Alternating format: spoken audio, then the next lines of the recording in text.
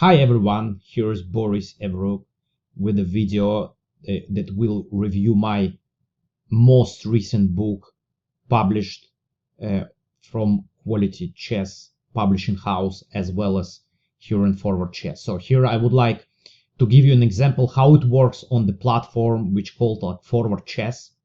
That's quite an experience, quite an interesting experience for me. Basically, I apologize in advance, but I'm basically a beginner user here. It's literally second time I'm using this platform. I'm a little bit embarrassed to say this, but somehow like I never used to work on this platform because I mean it was much more convenient to have like chess-based files. But you know, if you don't have chess-based files with you and you travel somewhere, and it's like, I mean, it's perfectly, it works actually perfect because, you know, here's the actual copy of my book. And it's 600, almost 600 pages. It's to be exact, it's 592 pages, where I covered, you know, dynamic systems. So this is my latest. It's called Grandmaster Repertoire 2B Dynamic Systems. So here, like if we see this Forward Chess app that I open on my laptop, as it goes without saying that it can be also used on your phones as well as iPads, so that makes it very convenient. You obviously cannot carry out the 600 pages with you all over, but here, like when you have some time, you travel somewhere, you can basically open your iPhone or laptop and just read my books. It's very convenient.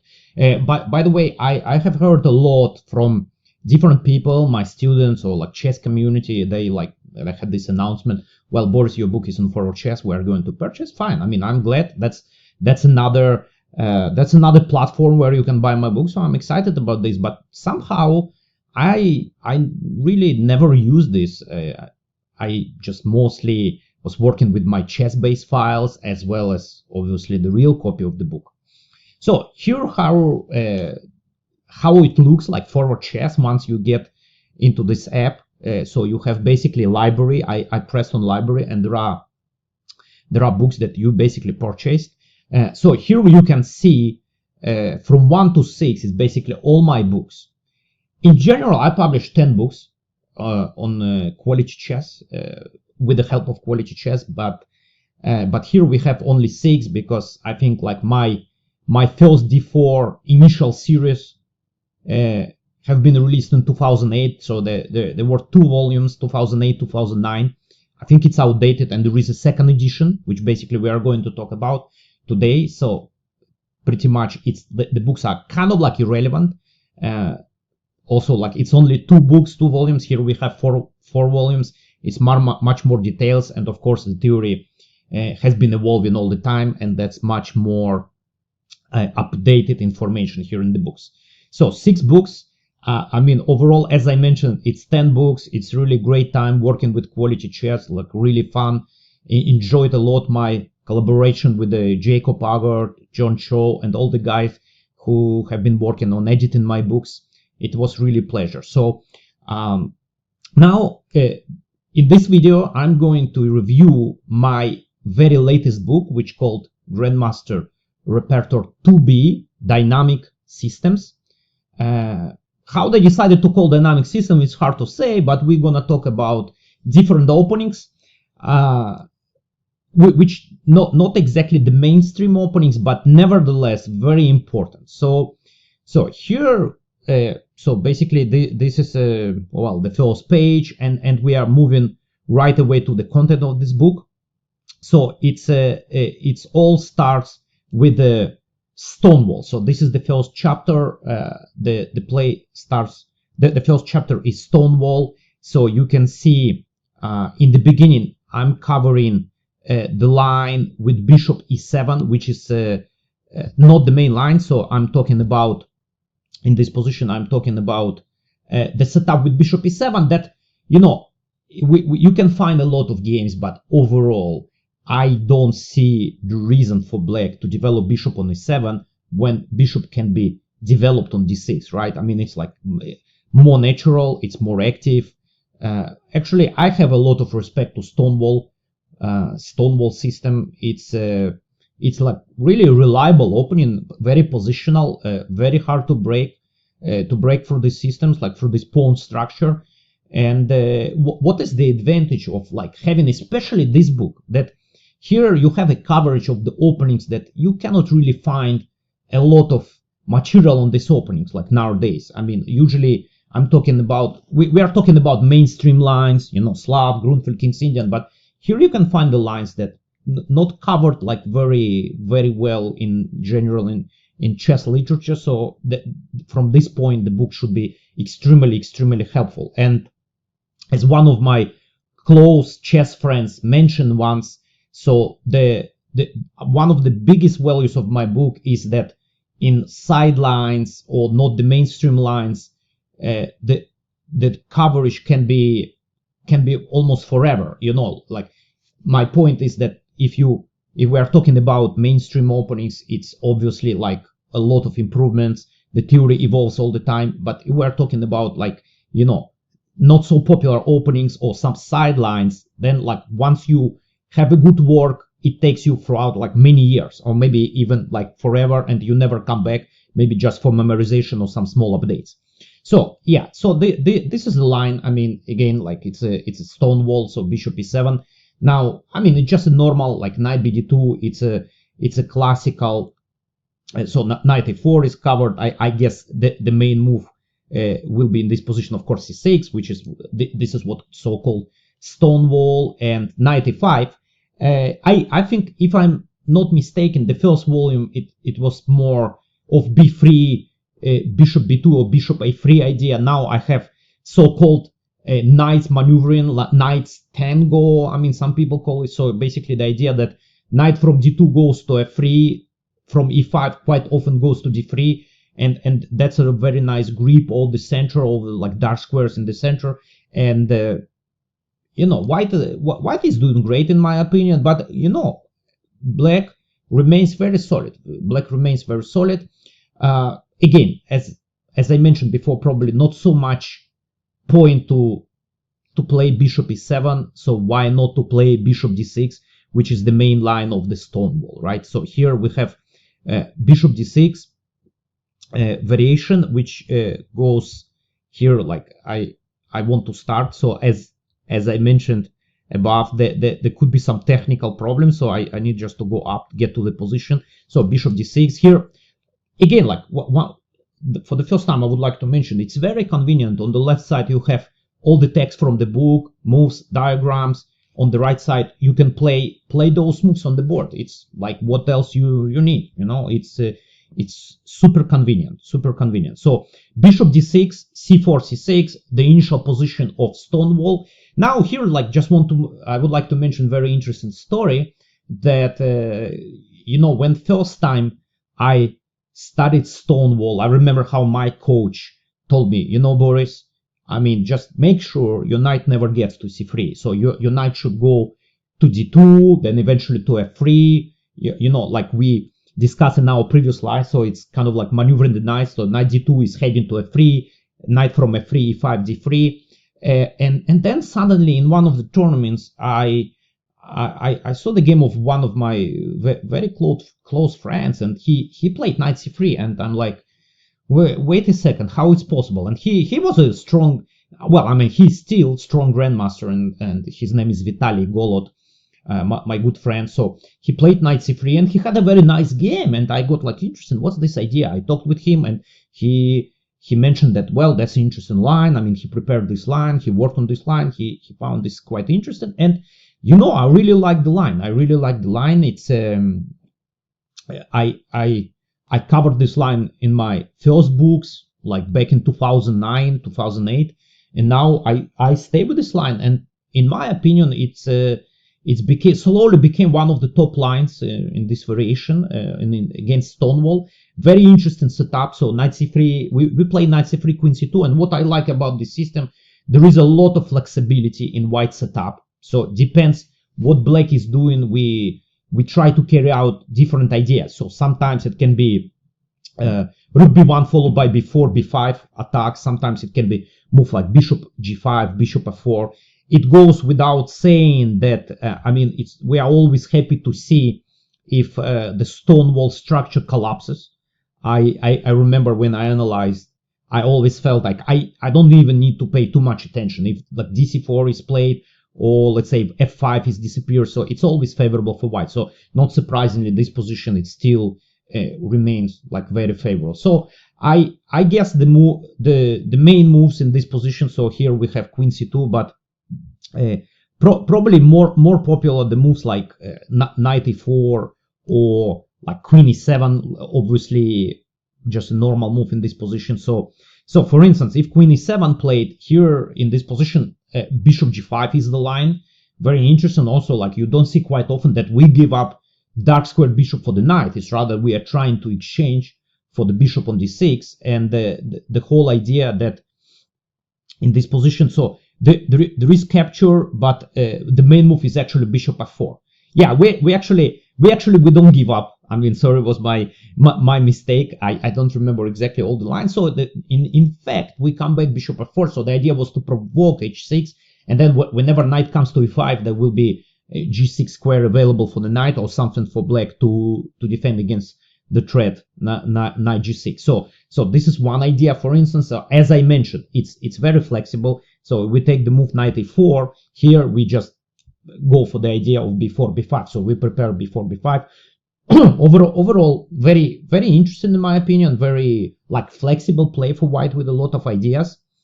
Again, I would like just to repeat that I have a lot of respect to Stonewall. It's not a bad opening at all. And hopefully I give a very nice coverage of white ideas here. And so now another line that we in order to well, it's a second system basically. So there is this variation which called classical line of Dutch. So where black is playing d6 e6, probably the less popular line. So it's basically this kind of position. So there is some tricky move bishop b4 trying to play in the Bogo style, but I don't think it works like really well for black, especially taking into account that white in this position can play knight d2, and I think like I came to conclusion that this knight d2 move is actually very nice here and better than bishop d2. So I think it's relatively a new idea. I came up with this knight d2, knight h3. For those who are surprised with knight h3 move, it's actually very common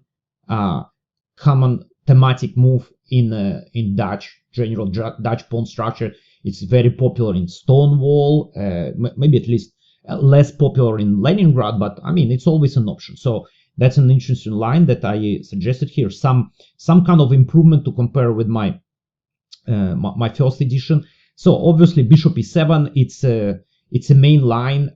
Not so many changes here. So well, okay, here b6 is very rare. So actually the main move, of course, is d6, and that's the initial position of this classical variation of Dutch. So I kind of like felt always that all this play with queen e8, queen h5, it's kind of like a little bit dubious, because by having the Fianchetto against these systems, we basically secure our king pretty well. So the attacking chances are not very high, even though probably Simon Williams has a different opinion about this. But nevertheless, I thought that in this position, the main move knight e4, I think, if I understand correctly, it's a separate chapter. So here it's covered knight c6 a5, very easy play for white. We just like we play Fianchetto, and then obviously we prepare e4 break, so very easy play. So here actually that's a different chapter where we get knight e4 coverage as well as queen e8. So as far as I understand, that was a little bit of sidelines. So now knight e4 coverage. So here I have some improvement to compare with my first edition. My line is knight e4, f4, knight d2, d5. That's pretty forced sequence of moves. Obviously after we capture knight e4, f3, and now this line has been quite popular. I mean, in general, in this classical Dutch, knight c6 was the main move. If I'm not mistaken, here in this position, I had fe4 in my, yeah, it's basically written here in the text. So I had fe4 and some lines. You know, it's back 2009. Obviously, like black had time to improve, and black significantly improved this line. So now I'm basically changing in favor of e3 move, and was quite happy to discover here that white is having a nice position. Obviously, knight on c6 is like a little bit misplaced. Bishop f6, so there was just normal development. White is having a nice game and better chances. So that's about classical line, a few words about classical line. And here we are switching to like probably the most popular, especially nowadays, most popular line in Dutch, Leningrad. Leningrad is considered to be the opening, which is kind of like a little bit resembles King's Indian, but we are having pawn on f5. That there are some pros and cons, obviously, of having this pawn on f5. But it's considered to be very aggressive opening, something, let's say, to play in must-win situations. And in general, for those players who are looking for some, very complex game, and let's say they need to play for a win. So my setup with b3 still remains similar to my first edition. I really like it. So the whole point is that white maintains a lot of flexibility in the setup, because after bishop b2, let's say knight can go to g2 sometimes c4, knight c3. It's still, I believe, like very nice system. I mean, it's been quite popular. I have noticed like a lot of grandmaster games here, maybe influenced by my book, maybe not, maybe just in general it's considered to be a good line. So yeah, there are a lot of lines here. Yeah, c6, knight a4 is probably some kind of like sidelines. I believe like next chapter will be queen e8. Just a quick some line here, c6. So here, for instance, knight d2 is coming, and we play in this position. So let's say we are not having like move c4. We are waiting. So maybe we don't need c4. Maybe we'll switch to e4 right away. So a lot of flexibility here. So very interesting setup. Highly recommended. So now main move here is queen e8 in this chapter. So you can see queen e8 move.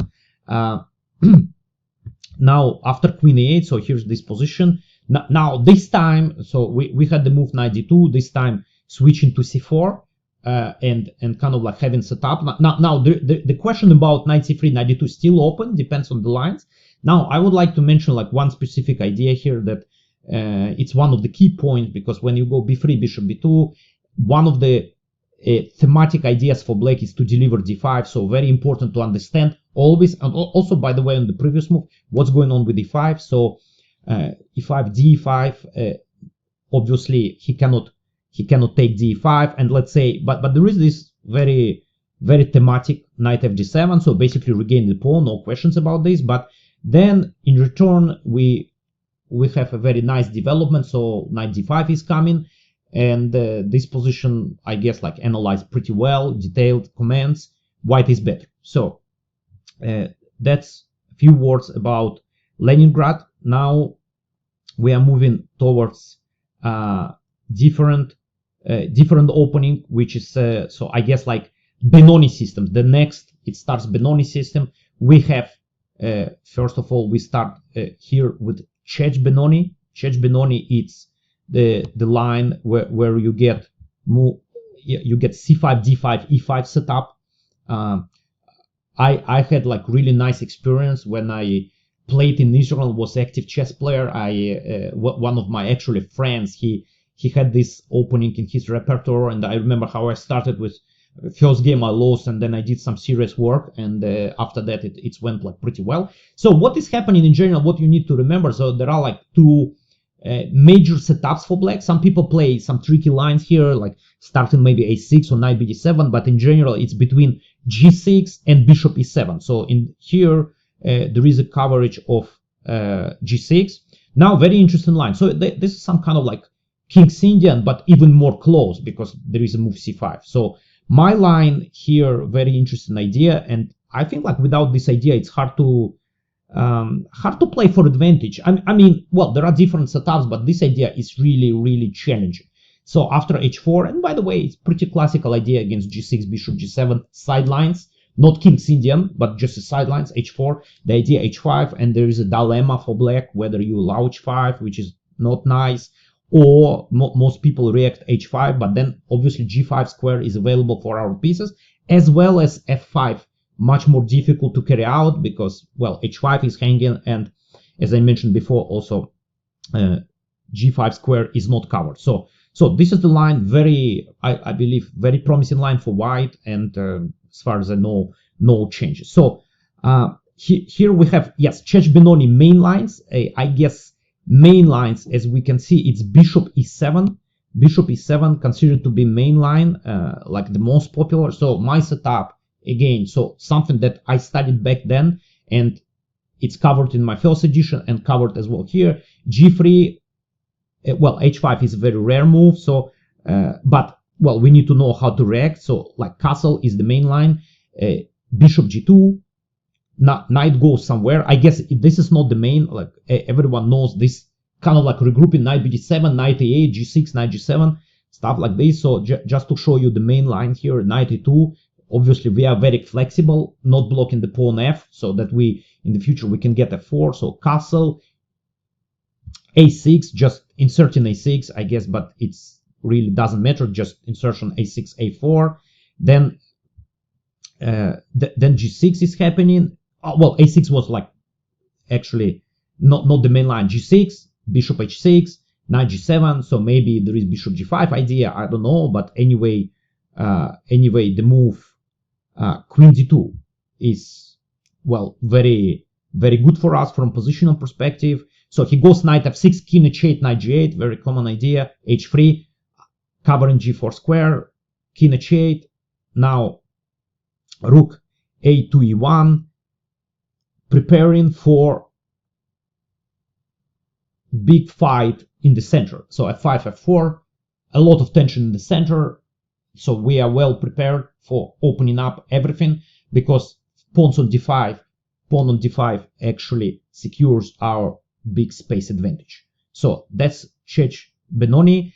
So the line, the most important line to know, rather, with bishop e7. So next chapter we are talking about closed Benoni. So here we have c5, e5, which is kind of without knight on f6. So it's a little bit similar, but not exactly. The point is that, let's say in this position, black potentially, if let's say we play c4 and we just want to switch into like regular Čech-Benoni, there is possibility to play move like c4. Well, I'm sorry, c4, bishop e7, and try and delay knight f6, but exchange dark square bishop with bishop g5. That usually helps black, because overall black position is a little bit cramped. So my line, and I think it remains the same, if I'm not mistaken, bishop b5 check, very tricky idea. So we actually, I believe, white can benefit from not having pawn on c4. Why? Because eventually knight can get there, and we have much more play on the queen side potentially. So obviously knight d7, bishop d7. So just to give you some exemplary line here, what's going on, knight d7. It's very important to insert a4, because otherwise a6, b5 comes. We don't want to give up the bishop. Bishop e7, knight f3, normal development, knight c3, castle, castle. So that's kind of like probably the most popular position after bishop b5. And knight a8, just a normal idea, and knight d2. So knight is heading to c4. So that's the whole point. After knight is heading to c4, we will be ready either for f4 break or even rook b1 b4. So they all work really well for us. So that's like a few words about closed Benoni position. So we here, the next chapter is like e6 move. I don't see it quite often. Really, I wouldn't say even I remember the lines well, but the point after e6, we once again take advantage of the fact that we are more flexible. We are not forced to play c4. So my line is just knight c3, and after knight f6 we play e4, and it's white enjoys like a very nice game, especially taking into account that, like, as far as I understand, ed5 runs into e5, very powerful. Meanwhile, after d6 there is another surprise, but already common idea after the previous one, bishop b5. Now that's not very popular. Like I haven't seen the game in this line for, I don't know, for a long time. So here we have some, I guess, some rare lines. As you can see, c5, d5, b5, like f5, maybe just like really, I would love quickly to mention in this position, move f5, where in my opinion, I just provided some kind of like refutation. I think this line just too powerful for black. So knight c3, knight f6, g4. So like very, very nice find for me. I mean, I was quite happy with this line. It seems like white is everywhere much better. So not a very serious line. Here, so now we are switching to, well, really serious opening, Benko Gambit. I know many players are not very happy with the Benko. They kind of like try to avoid Benko because they don't like to play like, you know, a little bit passive in the opening, even though they're pawn up. So I find this material very, very important. So we start with there are actually many interesting sidelines nowadays in Benko. So the first chapter dedicated actually to some sidelines where black is playing some moves like e6, or if I remember, like a6 capture and then e6. So all this stuff, something that it's hard really to find somewhere the material on this topic, right? Because like obviously if you have the book, which is Benko repertoire for black, they recommend the main lines. So where you find like good material, how white's supposed to react after all these sidelines. So here's like e6, you know, knight c3 and so on. So you can find all this here. So bishop a6, old-fashioned line, main, still I would call it the main line of Benko. Here comes a big change to compare with my first edition. I decided to opt for like the line which is very popular. Instead of playing Fianchetto that was covered in my first edition, g3, bishop g2, I just believe that this is much stronger, and this system, in my opinion, poses like very, very, very serious problems nowadays. So this setup, it's very easy to play. Queen b6, it's not the main move, but everything is covered. Queen b6, queen a5, knight a6, every reasonable move. Knight d7, it goes without saying that knight d7 is the main. So here was some debate. I mean, I was debating between the move that Magnus played. I remember his game, like witnessing this game in Bill, where he played queen e2 against Bologan. But I decided, after all, to choose a4 move. It's a classical move, taking control over b5. After all, the idea to install knight to b5, first obviously protect e4. As I remember, one of the coaches in Soviet Union mentioned that in Benko, it's like one of the key positional ideas for white is to remove pieces from this big diagonal where bishop on g7 operates, and then there will be no compensation. So this line, I believe, from what I know from theoretical perspective, very, very problematic for black nowadays. And this is the reason why black actually switched to so-called delay bishop a6. That's a modern line. And as far as I know, like different, like new books on Benko repertoire, they recommend delaying bishop a6. The point of this line that here it's allows e4. So now if you take bishop a6, we don't even need to play king f1 g2 artificially. We can castle normally, but that's not the point. So it's actually was for the first time played by Magnus, I think. Well, not for the first time, but when it's brought into attention of the, you know, strong player. So it actually starts with castle. Yeah, and here I have a very interesting move. I mean, the main move is knight f3 and then queen a5. That's the whole idea. So I decided actually to get so here I guess like knight f3 is covered. So that's the line. So queen a5 comes. So there is a threat, obviously, knight a4, and then after bishop d2, only now black captures bishop a6. Only now black captures bishop a6. Then after bishop a6, already queen a6 come, and it's quite annoying. So the whole point of this a7 insertion, a remarkable move, was very happy to discover this move, that in this line now, if you go queen a5 and I play bishop d2, we have a threat knight b5. So there is no time for bishop a6. And obviously this setup loses its point. So instead, black mainly opts for, instead of queen a5, e6 is the main move. So it's a little bit different type of play. Bishop e2, ed5, ed5, ed5, d6, castle, and different ideas, but usually it's knight a6. And well, this is covered. I just I believe like white has a very promising play, but it's definitely something which is should be. I expect many more games in this line, so black will try to improve in this direction with e6. So Benko, like very proud of my Benko coverage, to be honest. Like I changed my line from the first edition. Here, very interesting idea, a7, I believe, great material. So here we have, so the next is Budapest Gambit. I mean, obviously something that also like you just want to study like one really strong system and just to be good here. So so you can see like it starts with some crazy idea that I didn't know that it exists.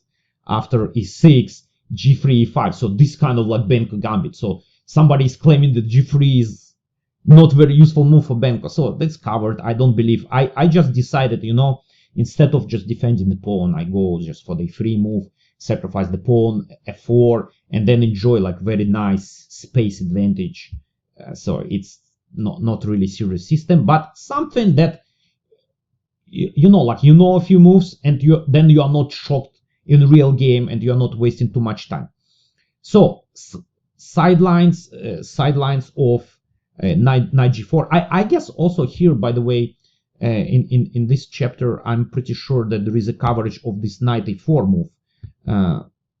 So somewhere, I mean, I'm struggling to find, but I guess in this d4. d4, knight f6, c4, e5, d5, knight a4. It's definitely covered here because as far as I see, the next chapter we are talking about knight g4 already, so which is the main line. After knight g4, my system remains the same. Bishop f4. I think like everyone knows this is the most challenging choice. So some sidelines covered here as far as I understand, such as d6. Obviously, main move in this position, knight c6. So everything is covered here.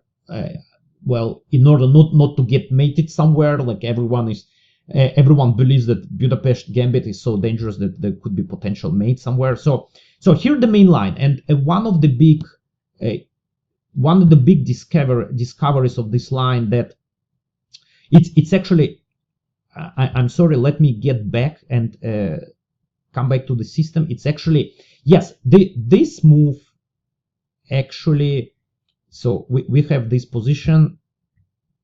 Yeah, this line that I just realized now I was a little bit wrong. So instead of bishop f4, my choice was knight f3. And then if there is chance, I was switching to bishop f4. And the reason for that I was concerned about g5 move in my previous edition. I thought that this move, well, at least in 2009 or 2008, promises black a good play. But now I found, well, it's not me that played this move, but I realized that it's very strong, because mostly I was focusing, I remember I analyzed bishop g3, but actually bishop d2 works extremely well. Knight f3, and basically black is having serious problems in this line. So that's a big discovery. Black is in trouble here, so we are not worried about g5. Then there is no reason for us to allow knight f3, bishop c5. So basically we are entering here the main line, which I really like for white. It's usually just a very pleasant bishop pair advantage. So for instance, one of the lines, it's captured here on d2, because otherwise after castle we might even check on knight b3 or knight a4 ideas, and bishop on b4 misplaced. So quite often black, well, there is b6 obviously, quite often black just captures here, and then we play this position where it's very pleasant bishop pair advantage. I guess it's not something that Budapest players are happy to defend. You know, Budapest players, they play very aggressive chess. They want to give you mate. So that's not exactly what they would like to have and to defend against bishop pair. So Next, let me go through other chapters. So here there is a coverage of some tricky sidelines, g6, d6, bishop g7, where with my move order, basically black can play moves like bishop g4 or c5. Something that, once again, like it's hard a little bit to study, and I find this line very, very important. Just once again, you study once and you will be good for many years. So for instance, one of the ideas that I notice people concerned about, so here there is this line where I go with knight f3 move order, and then knight c3 and c5 comes. C5 comes, and after d5, bishop takes c3, bc3, f, and then f5. That's a well-known line. So very interesting approach for white. I would like to show you. First of all, Fianchetto. Of course, it's pretty common in my repertoire. Queen a5 and knight d2. Like, there is no need to protect this pawn and place your bishop on d2, where it's like not the best position for sure. Basically, we are quite happy if he takes, because that would open the diagonal a1, h8. And meanwhile, knight d2 is useful for preparing preparing e4 idea. So, well, bishop d7, I guess with idea bishop a4, but in general, so this is the line where we kind of like developed, and we go e4, and then we obviously striving for opening up the bishop pair. Some interesting find for me here, like quite proud of my coverage of this line. So main line. So what we have, the main line, actually very tricky and very interesting line for black. I have seen a lot of problems, like for like my students and players who are not really familiar with this tricky line. It's like it's early e5, and then what is happening, instead of getting just a normal king's Indian, black is able to develop the knight to e6, which looks more aggressive, right? The bishop on g7 still open. So we still play in the spirit basically of king's Indian, and after ed4, knight d4, so that's a position like just imagine knight on f6, and that's one of the main lines of g3 Fianchetto system against king's Indian. Here it comes knight c6, and very important line. I would encourage you to check. So it's there are many sidelines, but this line it's very, very interesting for black actually, because just many players don't know how to react, and black might get like a very nice play here. So everything is covered in this line, knight a2. It's always the situation always in Fianchetto systems is that white in the beginning has to play a lot of prophylaxis, but once white is able to neutralize black aggressive ideas, he can really enjoy significant space advantage. So very, very important line to cover. So after this, the next chapter, it's called Old Indian. So here there is a coverage of position after knight c3, and as far as I see, some sidelines, bishop f5 and e5.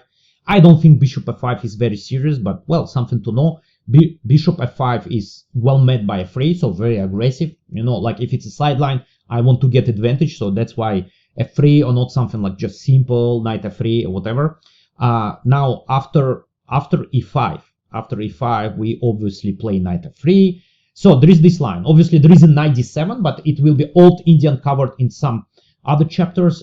So if some interesting stuff, yeah, so it's actually here, knight d7 and g3. So, well, most probably the player will switch to g6, and that will be just regular king's Indian, or bishop e7 here, right? Bishop e7, and it's very, very similar, very much resembles king's Indian Fianchetto. So we play kind of like very, very similar, like e4 and h3 and everything. So and some ideas resembles a lot king's Indian. Just in many situations, you'll see the only difference will be bishop stays on e7, located on e7 instead of g7. That's the whole difference. So yeah, like you can see, it's basically the moves from king's Indian variation as well. So white is doing great. I don't see any reason to deviate from this great play. So here it's Old Indian. So here, like a very strange name. I'm not so strong in names. Here there is a coverage of a little bit some moves on some deviations on move 2 in this position. So we have b6. So it's kind of like attempts to play some kind of like Queen's Indians that are a little bit dubious. So there is b6 move, where we, once again, we play aggressive f3 and we get e4, where you can get d4, c4, e4 pawns. So we take this opportunity. Now, and the second line here after e6, g3, my favorite Catalan, so to play b6 here. Well, it still will be solid, you know, but you cannot play bishop b7. So you have to play either c6 or d5 in this position. So c6 obviously allows e4, and white is clearly better here. It's like not recommended line. Of course, d5, d5 is just normal Queen's Indian pawn structure, but I always tell students and everyone that this is the most favorable version of this pawn structure that white can get, and white is always happy with this. So classical pawn structure, but white is very happy. Bishop f4, then so knight f6, like rook c1, and so we have this kind of classical Queen's Indian play, but very, very pleasant play for white. So here we have black's knight tango. So that means the main coverage is about knight c6. Also the line, let's say, who knows how to play against this line? Yeah, so we just play something, and then black gets some interesting active play. So here, like, some knowledge appreciates. So starting with knight f3, and every move is covered here, d5, d6, e6. e6 basically transposed to similar to Catalan positions. So it might be bishop b4, Bogo-Indian, or d5, Catalan. So that's probably like the easiest way. After d5, well, d5 is pretty much suspicious here. So I felt like d6. After d6, we have knight c3. And so like also very, very challenging and obviously advantage for white. So and the last thing here is about some minor lines. So start with d6. So here, interesting, I would like to mention that here was quite a significant change to compare with first edition. So after d6, I decided to change in favor of c4. My first edition featured knight f3, which is, I have no problems with this move, but I just was kind of like inspired by one very specific game. Dutch Grandmaster Lamy played against Mamedyarov, and he showed some like very nice setup that I really like. So knight f3, there is nothing wrong about knight f3, but there is some independent theory here with bishop g4, knight f6, bishop g4, and so on. So I decided just why not to study a new line c4. So obviously after c4, black plays e5. Otherwise there is no independent value. It probably will be King's Indian or something. e5, knight c3, and allowing basically e d4. So which is the critical, of course. Knight f6 is not the main move. Knight c6, and queen goes to d2, strange square. But if you think that eventually we want to Fianchetto dark squared bishop, it makes a perfect sense. So then queen on d2, rook can go to d1, right? So and I have some coverage here. So like with our very interesting, sometimes we do like double Fianchetto, sometimes e4. Very interesting. Actually, that's a sideline. So we actually opt here for e4. It's not easy to memorize. I mean, I haven't checked this line for a while. It's not very popular. So here, for instance, in this line, there is e4 and bishop d3, knight e2 setup. So this is one. Now, somewhere, if I'm not mistaken, we have, let's say, if g6 is played, so we will opt for double Fianchetto. Yes, and what I like about this, that we potentially can develop our knight. So in some lines, so knight f3 here, right? But it could be knight h3 as well. Yeah, knight h3 as well. Also very interesting. Bishop on g2 is open. Knight is heading to d5. Eventually knight f4, d5. Looks very nice. So this is d6, first move, English defense. It's it's a very serious opening. I have a lot of respect to this opening. It's quite tricky. I noticed not many people know exactly what to play here. So e6, b6. Now, I'm a big believer of like the most ambitious e4. And now, for instance, here, I mean, bishop b7, bishop d3, I believe still remains more or less favorable for white, but there is a, for instance, latest word in this line is bishop b4, bishop b4, bishop d2, and here comes later some d5 break, for instance, without bishop b7. So that's I notice how strong players lately handle this line. So they give check bishop b4, and then early d5 comes. So let's say if we take on d5, so then maybe bishop will be useful on the diagonal h3 c8, you know. So I had some idea. I believe it was a very nice idea in this line after d5. So actually it seems like I actually captured with the queen. Yes, I captured with the queen and played bishop d3. So I'm sorry, this is the line, but anyway, that's the idea. Black plays d5 in both cases, bishop d3, knight c6. We play after knight c6.